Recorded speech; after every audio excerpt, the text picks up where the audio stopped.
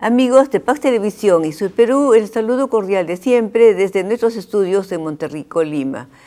Los invito especialmente a visitar del 15 al 30 de junio, a los que están en el Cusco, la muestra fotográfica que se abrirá en el Museo Casa Inca Garcilaso de la Dirección de Cultura, donde se podrán ver, como adelanto previo del libro, La memoria de los Quipucamayo. Se podrán ver 24 fotografías que corresponden a las huacas naturales de Cusco y también a los sitios que ocuparon las huacas en el centro histórico de la ciudad. Algunas ya no existen definitivamente, fueron reemplazadas por los edificios españoles, pero quedan algunos muros, quedan algunos vestigios de huacas importantes, como por ejemplo la Michach Amaru, y también Subaraura, que viene a ser la enorme huanca que regía el sistema pétreo de la ciudad y que se encuentra detrás del muro semicurvo de Santo Domingo. La huanca, que debe medir varios metros de profundidad y que es grande, permanece oculta, pero seguramente algún día podrá salir a luz. Mientras tanto, estamos viendo ese muro hermosísimo que lo tallaron con mucha prolijidad, amorosamente, porque se trataba de una madre piedra. Tenemos en este programa la visita de Carlos Llerena Aguirre. Es un artista arequipeño que comenzó a conocer seguramente la pintura y los dibujos, seguramente desde los años colegiales en Arequipa, y luego viajó a tierras del norte, a Estados Unidos, y bueno, ha desarrollado allí su trabajo, pero nunca ha dejado de estar en el Perú. Bueno, vamos a conocer un poco su historia y lo saludamos. Bienvenido, Carlos. Muchísimas gracias por invitarme. Bueno, yo muy contenta de exhibir, miren ustedes, algunas de las cosas que ha presentado Carlos Llerena, que tiene libros, tiene dibujos, tiene estos trabajos gráficos muy hermosos relativos a cuentos, ¿no? Y que entonces podrán ustedes apreciar, ¿no?, su arte, un arte que sigue y que él combina con cine, televisión. Bueno, obviamente es polifacético porque también toca quena. Bueno, cuéntanos un poco cómo fueron los años arequipeños en la Blanca Ciudad. Bueno, yo tuve una infancia muy feliz. Vivió en el mismo centro de la ciudad y mis padres, madre de Ocoña, padre del mismo Arequipa también. Entonces tenía, digamos, viajábamos a Chivay, a Tingo, a Camaná, a Ocoña, La Planchada, años muy lindos. Y ya a los 7 años decidieron ellos mudarse a Lima. Porque tenía comienzos de asma, el clima de Lima me fue muy bien con el clima.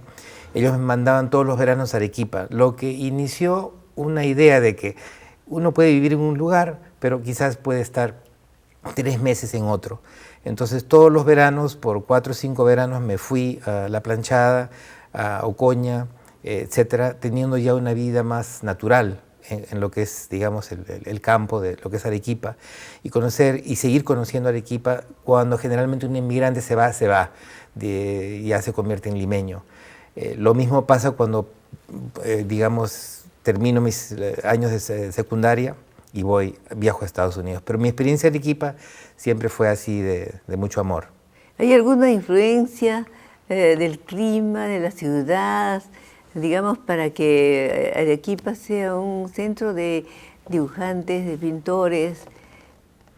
Esa pregunta creo que los psicólogos la han estudiado.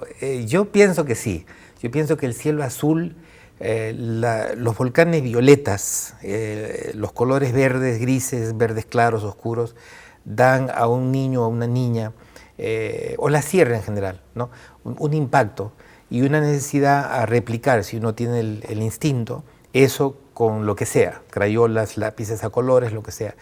Yo pienso que sí, yo pienso que el medio ambiente tuvo una correlación conmigo en lo que se refiere al arte.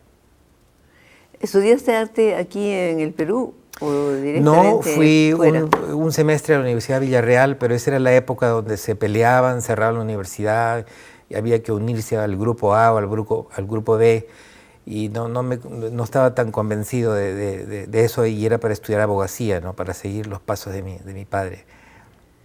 Bueno, entonces ya fue de todas maneras necesario irse, ¿no? Claro, en el momento sí, con una oración puedo explicarlo, ¿no? O sea, yo quería ya dibujar para periódicos, revistas, hacer libros, exponer, hacer diferentes cosas, estudiar para hacer eso, ¿no? Y vi que el mundo de Lima no tenía eso, o provincias, si podía irme a Trujillo, hubiese sido, o no sé, Piura, el mismo Arequipa o Cusco, el país no ofrecía. Entonces elegí Nueva York y, bueno, me fui a estudiar allí. Fue fácil quedarse allá. Es fácil quedarse y olvidarse, pero lo que hice yo es el mismo juego que hice de niño, pero era como que tenía que regresar acá.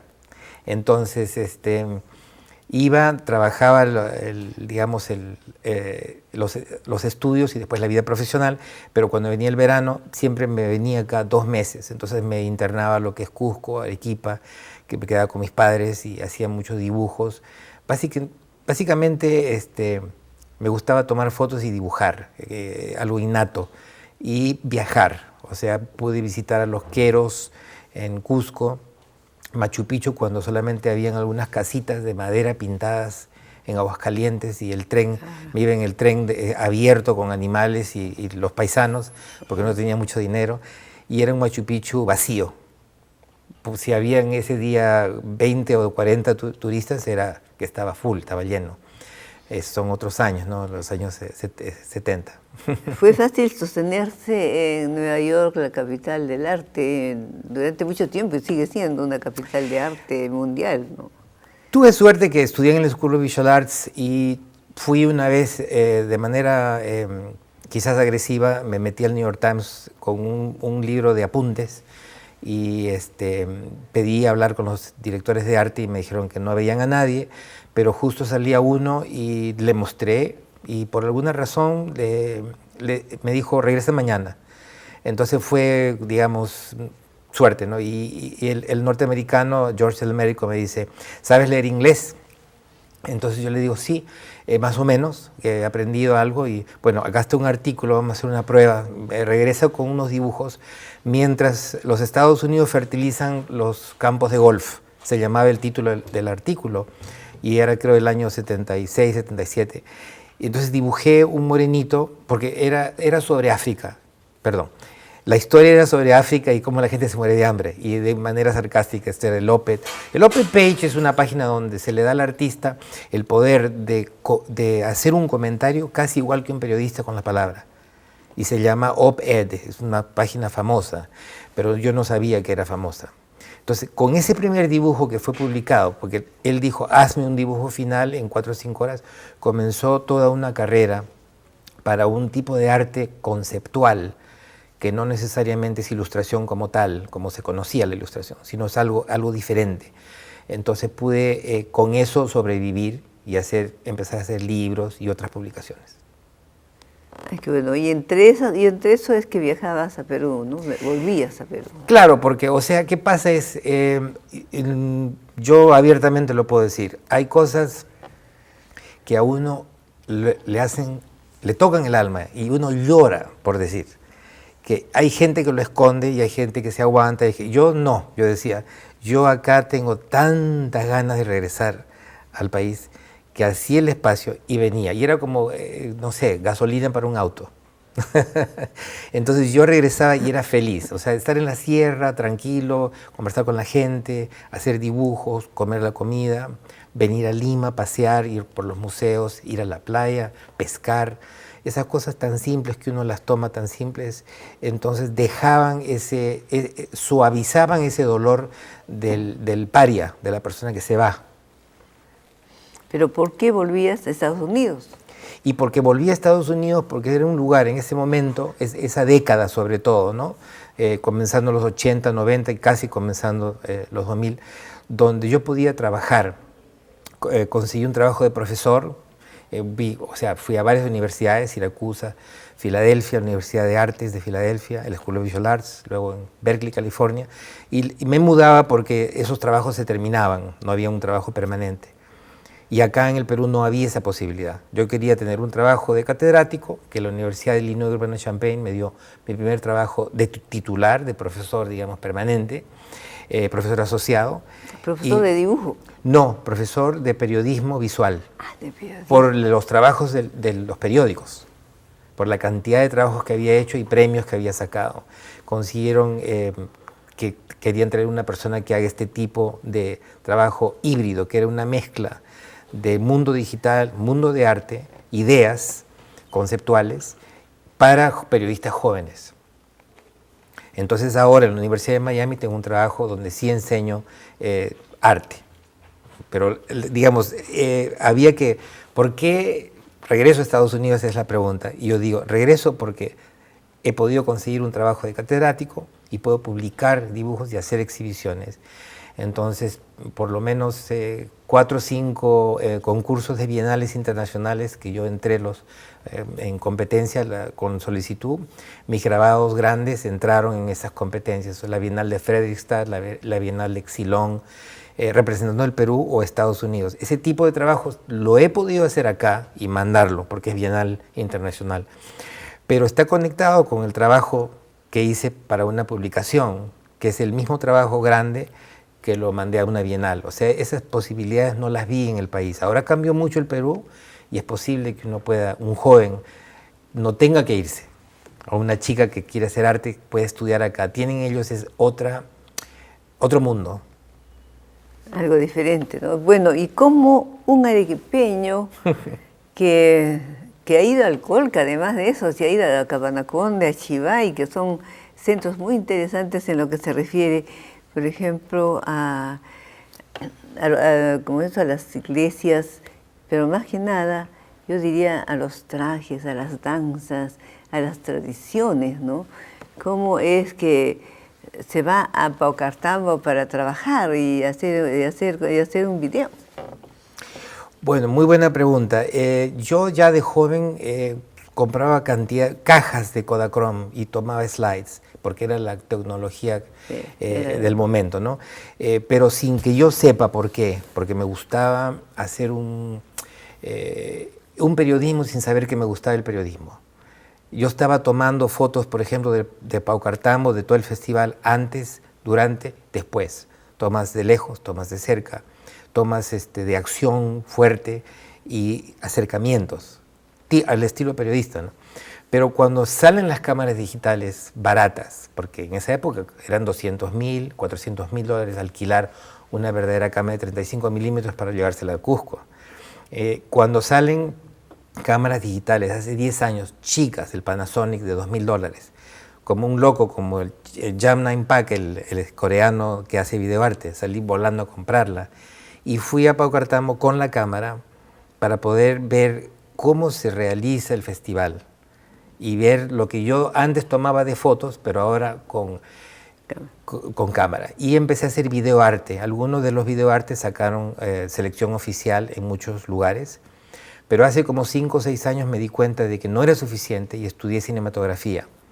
Entonces ahí en la Universidad de Miami, no como profesor que soy, sino fui a otro departamento que es comunicaciones y solicité entrar. No fue fácil porque ellos digamos, no tienen que aceptar. Tuve que hacer un portafolio bien particular y estudié 4 años cinematografía para que cuando yo regrese a Paucartambo pueda entender cómo se hace el cine documental desde el punto de vista profesional.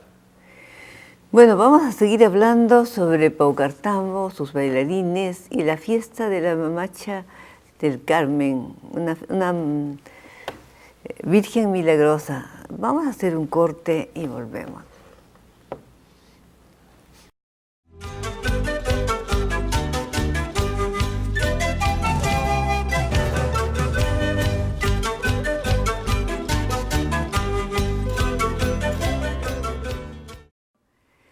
Amigos, volvemos con Cusco. ¿Qué otros lugares conoces de Cusco? ¿No te llamó la atención de repente el Corpus de Oropesa, que es un corpus muy lindo porque salen una cantidad de imágenes muy diferentes a las que salen en el mismo Cusco y también con bailarines.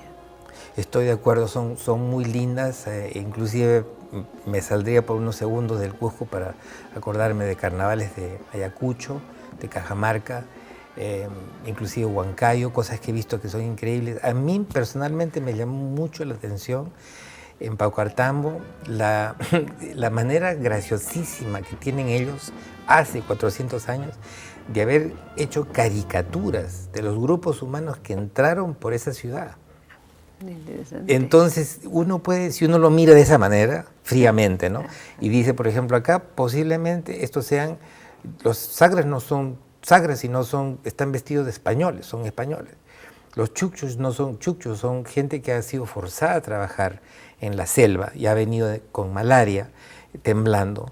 El paludismo. Con el paludismo. Los Capac negros son, digamos, los esclavos de hace 300 años que pasaron de Potosí. Los chunchos son también, digamos, la parte profunda de Paucartambo, y con que muchos antropólogos piensan que Paucartambo es considerado antisuyo e incluye a los chunchos, y están defendiendo esto contra los collas. Y los collas son los vendedores que venían a hacer intercambio del norte, o sea, perdón, del altiplano, y hacían pues su intercambio. Y ellos fueron los que llevaron a la mamita del Carmen, a la Virgen, la llevaron desde Atuncoya y Paucarcoya, la llevaron hasta Paucartambo. Y fue en el camino que los atacaron, y la gente de la selva, y la imagen la arrojaron a la Marumayu, el río de la serpiente, que desde entonces se llamó Río Madre de Dios. Yo he visto a la Virgen cuando la estaban vistiendo y lleva en el pecho los rastros de las flechas. La Virgen fue recuperada río abajo junto a Paucartambo. Pero de ahí una cosa, tú has conocido a Santiago Rojas, sí, un artista cusqueño que no ha sido valorado suficientemente porque era extraordinario haciendo las danzas de Paucartambo. Él, además de eso, también fue bailarín, seguramente sí, de varios conjuntos, o tal vez de algunos, no sé. Bueno, sí, yo traté de entrevistarlo como por más de 2 años, en por lo menos 6 diferentes viajes. Inclusive uno de sus hijos me dijo que no podía hablar, que estaba de mucha edad, era casi imposible encontrarlo para hablar con él. Y bueno, son coincidencias del destino. Yo fui a grabar a una señora, a Cristina Luna, que hace huacoyo, ya quedé en ir en enero, o sea que fuera del festival. La entrevisté, me fue muy bien todo, y justo en la municipalidad, caminando, encuentro un joven, y quién es, bueno, le dije que era arequipeño, que estaba filmando, que para hablar, y nos hicimos amigos. Y yo le cuento, le digo, pero entonces tú eres Rojas, y me dice, yo soy Rojas Villasante. ¿Y tú qué eres de...? Ah, me dice, mi abuelo. Y yo voy todos los sábados a su casa. Le digo, pero si me han dicho que está enfermo y que no habla. No, mentira, ven, en 2 días, el sábado, ven. Entonces, él me abrió las puertas. Así que muchas gracias al nieto. Sí, muy simpático. Entonces, con él tuve la suerte de entrevistarlo y hablando. Ahí me puedo, o sea, está en la película, ¿no? Cuenta cómo él tiene sueños, y en los sueños ve imágenes, ¿no? De diablos donde le salen las serpientes, los sapos, las culebras por la boca. Entonces se despierta sobresaltado y dibuja esas formas iguales, o sea, cara redonda, los colores, todo. Y de visualizar empieza a hacer esto. También cuenta de cómo los abogados del momento que él era joven, los siglas, los siglas, o Yanahuayra, o viento negro, oscuro, él hace caricaturas de los jueces que se portaban mal del momento, entonces lo encarcelan. Entonces cuenten, y yo lo tengo eso en el film, que es fantástico. Entonces todos los bailarines salieron, hasta los de contradanza, todos a buscarlo, y lo sacaron de la cárcel. Pero ya los mismos abogados decían, mira, ahí estoy. O sea que ahora mismo que uno mira las máscaras, uno se pone a pensar que son caricaturas de personas reales. Claro, son personajes. Tenemos los aucachilenos también, los Los aucachilenos huacahuacas. son graciosos. Sí, los huacahuacas, sí, claro. Es el amor de las chicas jóvenes que cuidan a los torillos, pero cuando son grandes los van a traer a la ciudad, y antiguamente los españoles los sacrificaban, ¿no? Entonces ellas lloraban. Es una escenificación de ese amor profundo de las pasñas. Te han impresionado mucho seguramente las fiestas de la Virgen del Carmen. Claro, me ha impresionado mucho también la fiesta de la Virgen del Rosario, porque resulta que los mestizos copian la fiesta original de los nativos, o sea, los peruanos antiguos, que era la primera fiesta del Rosario. Ellos la copian. Entonces toman el chuncho y ellos lo hacen Capac chuncho, más importante. Toman los negros y lo hacen Capac negro. Entonces es interesante hacer una correlación, sobre todo para los antropólogos jóvenes, que primero estudien la Virgen del Rosario como original de 1500, que lo dejaron existir, y cómo crean después los pocartambimos, los mestizos, crean su propia versión. Pero me impresionó muchísimo, sí, como las dos me gustan. Bueno, yo he encontrado alguna diferencia cuando hablé con la gente. Ellas decían de que la Virgen del Carmen la querían muchísimo, eran sus mayordomos, los hacendados del lugar, ¿no? Sí. Ustedes los que podían financiar una gran fiesta, ¿no? Sí. Y de la Virgen del Rosario era gente que no tenía pues mayores recursos, pero que de todas maneras quería rendir homenaje también a esa mamita, ¿no? Sí, sí. Son gente de comunidades de agricultura y es la primera fiesta en realidad. Y que de todos los conjuntos, ¿cuál es el que más te impresiona? Eso es muy difícil responder. Me parece que todos tienen un alma. He ido a las casas donde ellos se preparan, ¿no? Y para filmar, por ejemplo, el lauca chileno, que hay tanta controversia dentro de ellos mismos, que tienen mucho dinero, no sé. Yo fui a la casa a entrevistarlos. Fui a la casa de los chunchos, etcétera. Los majeños. Los majeños también, los arequipeños. Yo pienso que todos tienen mucha idea para crear y para ofrecer. Veo una constante competencia con lo que se refiere a los bordados. Yo lo he visto, o sea, en 30 años. Los Kodachrome que yo tengo en el libro que ustedes van a ver después del 16, tienen algunos Kodachromes, y por ejemplo el abogado tiene un traje cualquiera con una corbata azul mal puesta y nada más, y la cara es negra. 30 años después es una cara blanca con, no sé, bigotes de oro, bordados de oro, capas coloniales. Todos los disfraces han sido aumentados, mejorados y triplicados en 30 años.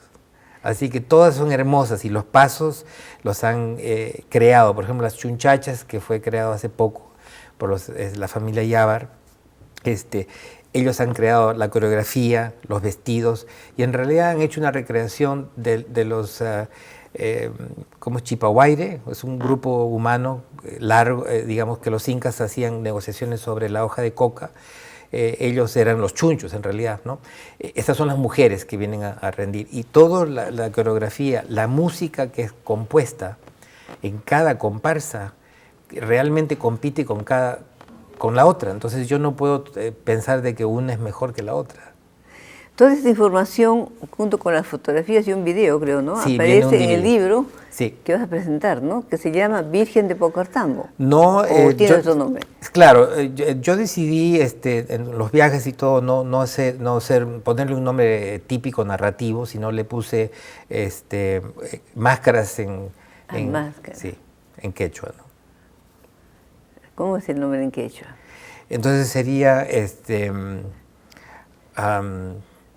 algo de Zainata, ¿no? Zainata Cuna, claro. Las máscaras. O sea, te has centrado más en las máscaras. Claro, porque yo pensé que el alma del documental tenía que ser algo único, que no haya sido hecho, que ya fue hecho en manera narrativa, como han habido muchos videos y films estilo National Geographic, donde un narrador cuenta atrás todo, ¿no? Entonces yo estudié esa palabra que creo que viene del aymara, Zainata, que es, creo, cargar o ponerse algo encima, y luego entra al Perú y se convierte en Máscara. Y Cuna simplemente es plural, ¿no? O sea, claro. Renata Cuna. Pero pensé que...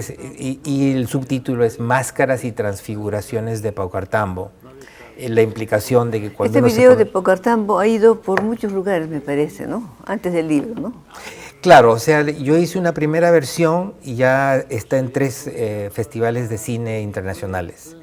Entonces, ya, digamos, en este primer año que le he terminado, porque he hecho varias versiones, como dije, no fue fácil. Cuando creí que tenía una versión, algunos amigos antropólogos de Estados Unidos me dijeron, tú no tienes la romería, no tienes la parte del cementerio.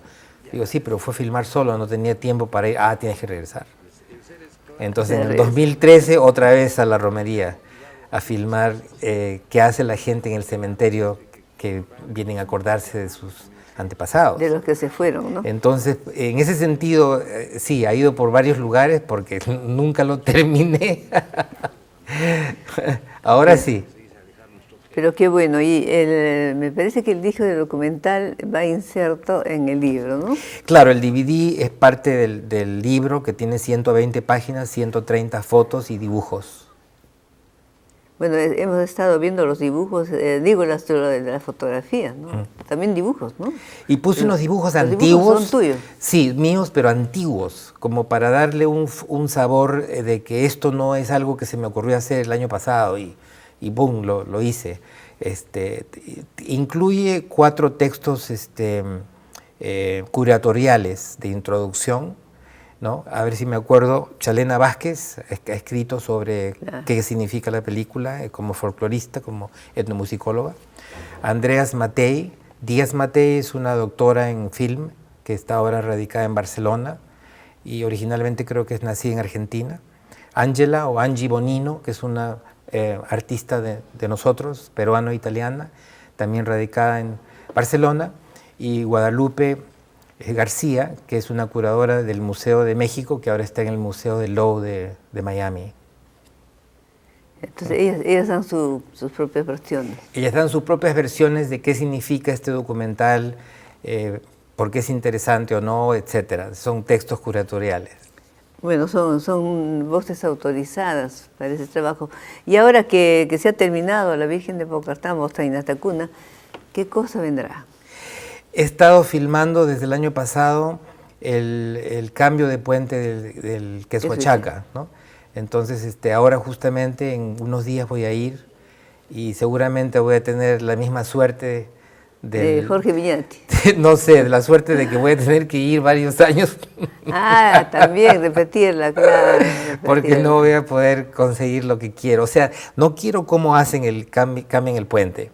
Quiero ver, como Paucartambo, quiero ver el mundo de afuera, el mundo de adentro. Cusco termina en Apurímac, el río Apurímac, los enemigos, los changas. ¿Por qué tiran las cosas al río? ¿Qué pasa con el chamán que había, la sacerdotisa que existía en ese puente hace 2000 años, antes de que vengan los españoles? ¿Qué significa el puente entre 2 comunidades, entre 2 mundos? Si va a ser contado por el punto de vista del chamán, y ya entrevisté a él le dicen Paco, al Paco, Cayetano, ¿no? Es su nombre, ya lo entrevisté, y etcétera. Entonces, eso si va a ser contado desde el punto de vista de un niño que es el hijo del, digamos, el ingeniero, por decir, inca, que hace y teje el puente, son cosas que no sé todavía porque no trabajo con libreto. Quiero verlo del punto de vista andino y me cuesta, tengo que vivirlo. Bueno, va a ser muy interesante esa siguiente etapa que seguramente la estaremos presentando aquí el próximo año, y felicitamos a Carlos Llerena Aguirre por esa contribución a la fiesta de la Virgen de Paucartambo. Amigos, le agradecemos su presencia y nos vamos a un corte. He trabajado desde chico porque me gustaba siempre hacer máscaras, entonces de ahí nomás me he traído al Cusco. En el Cusco he hecho lo que he podido de toda clase de máscaras. Les ha gustado bastante Entonces ahora trabajo en todo material de osteas, ¿eh?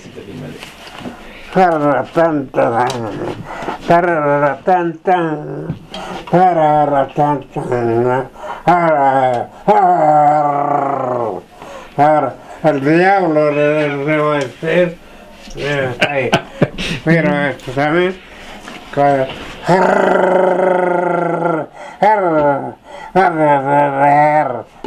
así baila, a ver.